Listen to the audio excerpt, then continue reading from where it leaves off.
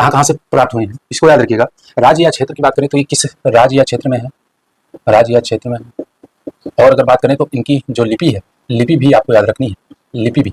अशोक के जो अभिलेख हैं वो ब्राह्मी, खरोष्टी, अरमाइक तथा ग्रीक लिपियों में आपका जो है प्राप्त होती है। तो कई सारी यहाँ पे लिपियां देखने को मिलती हैं। तो आपको ध्यान रखना है, स्थान ध्यान रखना है, यह स्थान किस राज्य क्षेत्र में है, फिर उसके बाद लिपि याद रखनी है। तो सबसे पहले हम पढ़ेंगे मानसेहरा। मानसेहरा का अभिलेख, ये शिलालेख है।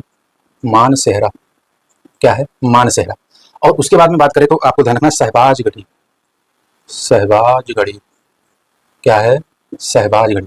अगर बात करें तो ये दोनों क्षेत्र, चाहे वो मानसेहरा हो चाहे सहबाजगढ़ी हो, ये दोनों क्षेत्र कहाँ पे हैं, पाकिस्तान में, पाक में, ठीक है, आपको ध्यान रखना। अगर बात करें तो इनकी जो दोनों लिपियों की बात करें तो दोनों की लिपि क्या है, खरोष्टी। क्या लिपि है, खरोष्टी, खरोष्टी लिपि।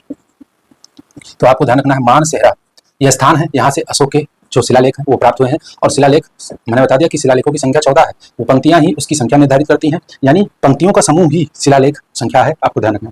तो ये 2 स्थान आपको ध्यान रखने हैं, 8 स्थानों से प्राप्त हुए हैं। फिर उसके बाद में अगर हम बात करें तो तीसरा ध्यान रखना है सोपारा। सोपारा, सोपारा। उसके बाद बात करें तो आपको ध्यान रखना है अर्रेगुडी।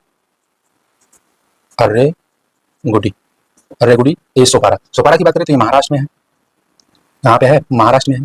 और अर्रेगुडी की बात करें तो ये आंध्र प्रदेश में, कहाँ पे है, आंध्र प्रदेश में, ठीक है। तो सोपारा अगर बात करें तो सोपारा महाराष्ट्र में और अर्रेगुडी जो है वह आंध्र प्रदेश में है। अगर बात करें तो इन दोनों की लिपि अगर बात करें तो यहाँ पे तो ब्राह्मी लिपि देखने को मिलती है सोपारा में, ब्राह्मी लिपि, लेकिन यहाँ पे आपको देखने को मिलती है ब्रुस्टोफेडन लिपि। ब्रुस्टोफेडन लिपि, ब्रुस्टोफेडन लिपि क्या होती है, तो आपको ध्यान रखना है, इसमें ब्राह्मी और खरोष्टी की जो मिक्स होती है उसको ब्रुस्टोफेडन कहते हैं।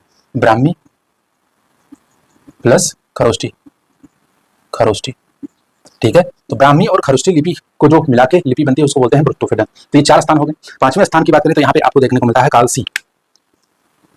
कालसी, कालसी की बात करें तो ये आपका उत्तराखंड में, उत्तराखंड में, कहाँ पे है, उत्तराखंड में, ठीक है। उसके बाद में आपको छठा ध्यान रखना है जोगढ़। जोगढ़ मैंने बताया था आपका, जो कलिंग विजय के बाद में जोगढ़ और धौली की स्थापना की गई, तो यहाँ पे आपको ध्यान रखना है जोगढ़।